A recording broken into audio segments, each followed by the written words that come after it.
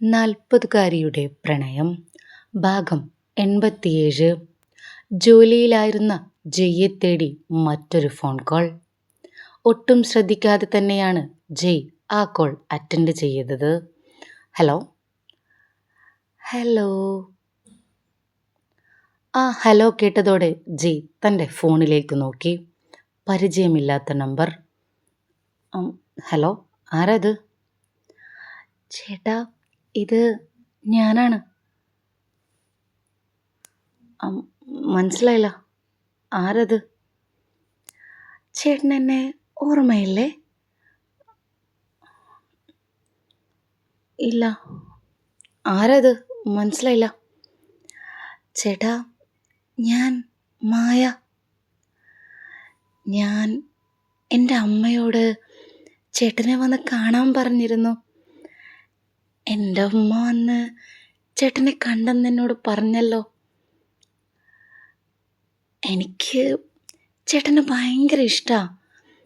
പക്ഷെ അത് ചേട്ടൻ്റെ മുഖത്ത് നോക്കി പറയാനുള്ള ധൈര്യം എനിക്കില്ല. അതാ ഞാൻ അമ്മയെ വിട്ടത്. ഇപ്പം മനസ്സിലായോ? അമ്മ വന്ന് കണ്ടതിൽ പിന്നെ എനിക്ക് ചേട്ടനെ വിളിക്കാൻ തോന്നി. എവിടുന്നോ ഒരു ധൈര്യം കിട്ടിയതുപോലെ. ഓ, അപ്പോൾ അത് നീയായിരുന്നോ? അപ്പോൾ ആ സ്ത്രീ പറഞ്ഞതൊക്കെ സത്യം തന്നെയായിരുന്നു. എന്താ ചേട്ടാ അങ്ങനെ ചോദിച്ചേ? എൻ്റെ എന്താ പറയുക, എൻ്റെ പെങ്ങളെ, ഞാൻ വിവാഹിതനാണ്. ഞാൻ വിചാരിച്ചു ആ സ്ത്രീക്ക് ആള് മാറിയതാണെന്ന്. അപ്പോൾ സത്യത്തിൽ നീ ഉദ്ദേശിച്ചത് എന്നെ തന്നെയാണോ? ചേട്ടാ, ഈ പെങ്ങളെ ഒന്നും വിളിക്കല്ലേ. എൻ്റെ ഹൃദയം തകർക്കുന്ന ഒരു വാക്കാത്. ചേട്ടൻ്റെ നാവിൽ നിന്ന് അങ്ങനെയൊക്കെ കേട്ടാൽ എനിക്ക് താങ്ങാൻ പറ്റുമോ? പിന്നെ ചേട്ടൻ വിവാഹിതനാണെന്നൊക്കെ എന്തിനാ കള്ളം പറയുന്നേ? എന്നെ ഒഴിവാക്കാനാ?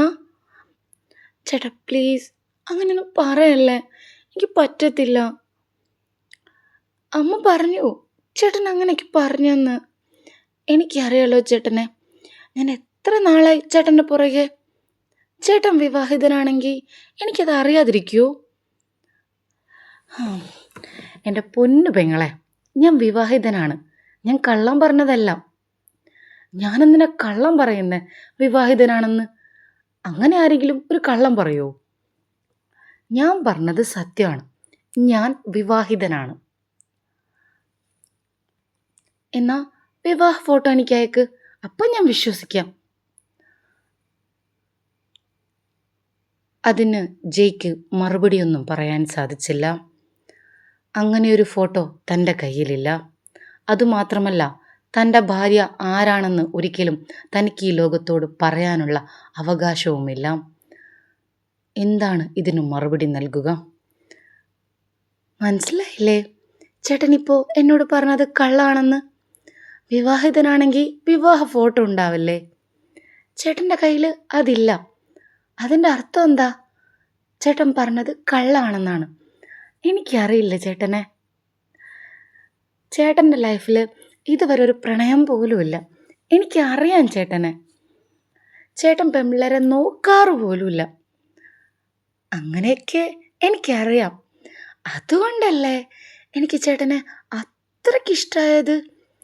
അതുകൊണ്ടല്ലേ ഞാൻ എൻ്റെ അമ്മയോട് ചേട്ടന് വേണ്ടി വാശി പിടിച്ചത്. എൻ്റെ അമ്മയോട് വിവാഹം കഴിപ്പിച്ച് തന്നില്ലെങ്കിൽ ഞാൻ ആത്മഹത്യ ചെയ്യുന്നാ പറഞ്ഞേ.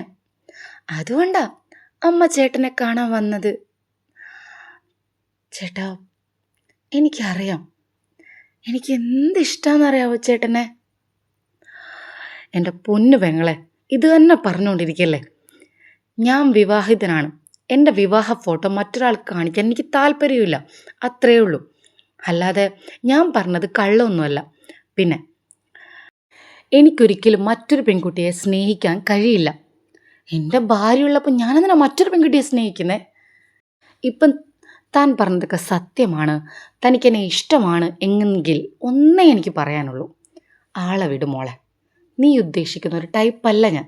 ഒന്നാമത്തെ കാര്യം. രണ്ടാമത്തെ കാര്യം, ഞാൻ വിവാഹിതനാണ്. വിവാഹം കഴിഞ്ഞ് എന്നെ പ്രണയിക്കുന്നത് തെറ്റാണെന്ന് മോൾക്ക് തന്നെ മനസ്സിലാവില്ലേ? ആ, എന്തായാലും ചെറിയൊരു കുട്ടിയായിരിക്കും എന്ന് വിചാരിക്കുന്നു.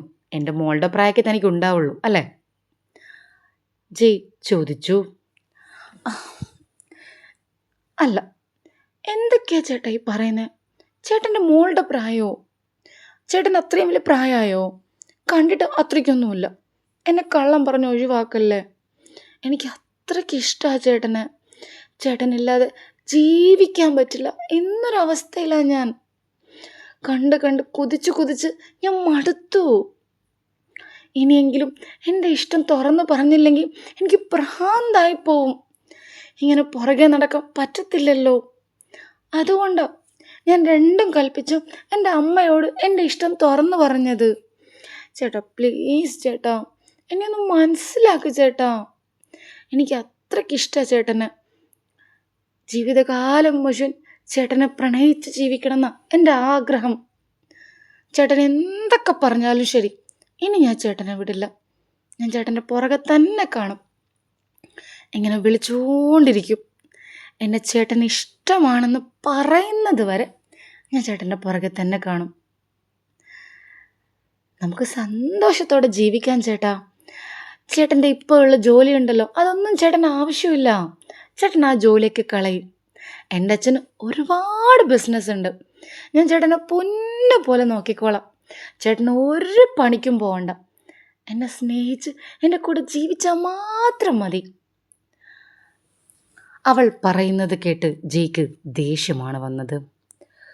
ഒരു കൊച്ചു കുട്ടിയല്ലേ എന്ന് വിചാരിച്ചാൽ ഇത്രയും നേരം കുറച്ചെങ്കിലും സോഫ്റ്റായിട്ട് സംസാരിച്ചത്. ഇതിൽ കൂടുതൽ പറഞ്ഞാൽ എൻ്റെ ഭാഷ മാറും. ഇപ്പോഴേ പറഞ്ഞേക്കാം. ഞാൻ പറഞ്ഞല്ലോ, ഞാൻ വിവാഹിതനാണ്. എന്നോട് അങ്ങനെ ഒരു പ്രണയം കുട്ടിക്ക് തോന്നാൻ പാടില്ല. മനസ്സിലായല്ലോ?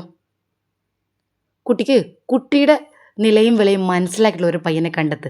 അതാണ് കുട്ടി ചെയ്യേണ്ടത്. മേലിൽ എന്നെ വിളിച്ചു പോകരുത്. ഈ നമ്പറിൽ നിന്നുള്ള ഒരു കോൾ ഇനി ഞാൻ എടുക്കില്ല. പറഞ്ഞില്ലെന്ന് വേണ്ട. ഇതും പറഞ്ഞ് ജയ് കോൾ കട്ട് ചെയ്തു. രാവിലെ തന്നെ എവിടുന്ന് വരുന്ന കയറുന്നു ഓരോ മാരണങ്ങൾ. ജയ് സ്വയം പിറുപിറുത്തു. ഇനി എന്തൊക്കെ പുകിലുണ്ടാവോ? ഒന്ന് പോന്ന് വിചാരിക്കുമ്പോൾ അടുത്തത് വന്ന് തലയിൽ കയറും. നീ എന്താടാ രാവിലെ തന്നെ പിറുപിറുക്കുന്നേ?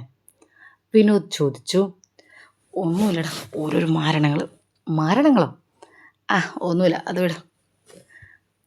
ദേ, അവിടെ ഒരുപാട് കാര്യങ്ങൾ എടുത്തു വെക്കാണ്ട്. നീ ഇതിൽ വന്നേ, മാരണങ്ങൾ നമുക്ക് പിന്നെ നോക്കാം. ഇതും പറഞ്ഞ് വിനോദ് ജയ്യേയും കൂട്ടി അകത്തേക്ക് പോയി. ഈ സമയം മീനു ഹോസ്പിറ്റലിലായിരുന്നു. മീനുവിൻ്റെ ചിന്തകളിൽ മുഴുവൻ ജയ് നിറഞ്ഞു നിൽക്കുകയായിരുന്നു. ജയ്യെക്കുറിച്ച് മാത്രമേ ഇപ്പോഴവൾ ചിന്തിക്കാറുള്ളൂ. അവൻ്റെ സ്വഭാവം, അവൻ്റെ ആ സൗന്ദര്യം, അവൻ്റെ വാക്കുകൾ, അങ്ങനെ അങ്ങനെ അവളുടെ ചിന്തകൾ മുഴുവൻ അവനെ ചുറ്റിപ്പറ്റി മാത്രമായി ഒതുങ്ങി. ഡോക്ടർ, പെട്ടെന്നാണ് സിസ്റ്റർ കയറി വന്നത്. എന്താ എന്താ ആ ഓപ്പറേഷൻ ചെയ്ത ആൾ മാം ഡോക്ടറെ കാണണമെന്ന് പറയുന്നുണ്ട്. ഓക്കെ, ഞാൻ വന്നേക്കാം. ശരി. ഇതും പറഞ്ഞ് സിസ്റ്റർ അവിടെ നിന്ന് പോയി. എന്തായാലും അയാളെ കണ്ടുവന്നതിന് ശേഷം ജയ്യെ വിളിക്കണം. എന്തോ അവൻ്റെ ശബ്ദം കേൾക്കാതിരിക്കാൻ പറ്റുന്നില്ല. ഇടയ്ക്കെങ്കിലും അവനോടൊന്ന് സംസാരിച്ചിരിക്കണം. വല്ലാത്തൊരു സുഖം. അങ്ങനെ സംസാരിച്ചിരിക്കുമ്പോൾ മീനുവിൻ്റെ മനസ്സ് പൊട്ടിപ്പോയ ഒരു പട്ടം പോലെയാണ്. ഇപ്പോൾ അത് ജയ്ക്ക് ചുറ്റും മാത്രം കറങ്ങുന്നു. ജയ്യുമായുള്ള സംഭാഷണത്തിന് ശേഷം ആമി മനസ്സിൽ പറയുകയായിരുന്നു, മോനെ ജയ്, നിന്നെ ഞാൻ വിടില്ല. എൻ്റെ മീനുവിനെ നീ ചതിക്കില്ല എന്നൊരുറപ്പ് എനിക്ക് വേണം. അത് കിട്ടുന്നത് വരെ നിൻ്റെ പുറകെ ഞാനുണ്ടാവും. ഏതൊരാണും വീഴുന്ന വലകൾ നിനക്ക് മുന്നിൽ ഞാൻ വീശിക്കൊണ്ടേയിരിക്കും. ആ വലയൊക്കെ ഭേദിച്ച് നിനക്ക് നിൻ്റെ മീനുവിനോടുള്ള സ്നേഹം തെളിയിക്കാൻ സാധിച്ചാൽ മാത്രമേ അവളുമൊത്തുള്ള ഒരു ജീവിതം നിനക്ക് സ്വപ്നം കാണാൻ പറ്റുള്ളൂ. മറിച്ചാണ് സംഭവിക്കുന്നതെങ്കിൽ നിൻ്റെ ആയുസ് കൂടി അവസാനിക്കുകയാണ് മോനെ. പാവം. എനിക്ക് നിന്നോട് പ്രത്യേകിച്ച് ദേഷ്യമൊന്നുമില്ല, ഒരു പരിചയവുമില്ല. അങ്ങനെയുള്ള നിന്നെ കൊലയ്ക്ക് കൊടുക്കാനൊന്നും എനിക്ക് ആഗ്രഹമില്ല. പക്ഷെ എന്ത് ചെയ്യാൻ, അറിയാതെയാണെങ്കിലും എൻ്റെ കൂട്ടുകാരിയുടെ ജീവിതത്തിലേക്ക് കയറി വന്നവനല്ലേ നീ. അറിയാതെയാണെങ്കിലും അവളുടെ മനസ്സിൽ സ്ഥാനം പിടിച്ചവനല്ലേ നീ. അതുകൊണ്ട് തന്നെ ഈസിയായിട്ട് നിന്നെ അങ്ങ് വിടാൻ പറ്റുമോ? പറ്റത്തില്ല. അതുകൊണ്ട് തന്നെ നിനക്ക് മുന്നിൽ ഞാൻ വിരിക്കുന്ന വല, അതിൽ നിന്ന് ഒരിക്കലും ഊരിപ്പോവാൻ നിനക്ക് പറ്റില്ല. നീ ഏതൊക്കെ വിധത്തിൽ ശ്രമിച്ചാലും എന്നെ ഒഴിവാക്കാനും നിനക്ക് പറ്റില്ല. നീ വീഴും, നിന്നെ ഞാൻ വീഴ്ത്തും. എത്രയൊക്കെ പറഞ്ഞാലും നീ ഒരാണല്ലേ. ഉം. ഒരു പെണ്ണ് വിചാരിച്ചാൽ വീഴാതിരിക്കാൻ പറ്റുമോ? ഉം? അതും സുന്ദരിയായ ഒരു പെണ്ണ് വിചാരിച്ചാൽ ഏതവനെയും വീഴ്ത്താൻ പറ്റും പെണ്ണിന്. അതറിയാം. ആ വല നിനക്ക് വേണ്ടി ഞാൻ വിരിച്ചതാണ്. ആ വലയിൽ നീ കുടുങ്ങും. നീ കാത്തിരുന്നോ, നിന്നെ ഞാൻ കൊടുക്കും. അങ്ങനെ മീനുവിൻ്റെ ഭർത്താവായി ജീവിക്കാമെന്നുള്ള മോഹം എട്ടായി മടക്കി പെട്ടിയിൽ വെക്കേണ്ടി വരും. നീ ജീവനോടെ ഉണ്ടെങ്കിൽ മാത്രം. അല്ലെങ്കിൽ പിന്നെ എന്താ പറയുക, ഗുഡ് ബൈ പറഞ്ഞ് നമുക്കങ്ങ് പിരിയാം. ഇതൊക്കെ ആമയുടെ മനസ്സിൽ ആമി പറഞ്ഞുകൊണ്ടേയിരുന്നു.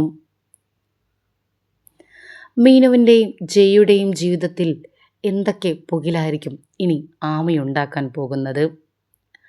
മീനു തൻ്റെ ഭാര്യയാണെന്നുള്ള സത്യത്തിന് മുന്നിൽ ജയ് ഇപ്പോഴും ഉറച്ചു നിൽക്കുമ്പോൾ ആമയുണ്ടാക്കുന്ന കുരുക്കുകളിൽ നിന്ന് രക്ഷപ്പെടാൻ ജയ്ക്ക് സാധിക്കുമെന്ന് നിങ്ങൾക്ക് തോന്നുന്നുണ്ടോ? നിങ്ങളുടെ അഭിപ്രായങ്ങൾ കമൻറ്റുകളായി രേഖപ്പെടുത്തുക. ജയ്യെ വീഴ്ത്താൻ ആമയ്ക്ക് സാധിച്ചാൽ എന്തായിരിക്കും മീനുവിൻ്റെ ജീവിതത്തിൽ സംഭവിക്കുക? കഥ അറിയാൻ നിങ്ങൾക്ക് ആഗ്രഹമുണ്ടെങ്കിൽ ചാനൽ സബ്സ്ക്രൈബ് ചെയ്ത് കാത്തിരിക്കുക. അടുത്ത ഭാഗം ഉടൻ വരും. കഥ ഇഷ്ടപ്പെടുകയാണെങ്കിൽ ലൈക്ക് ചെയ്യാനും കമൻറ്റ് ചെയ്യാനും മറക്കരുത്. താങ്ക്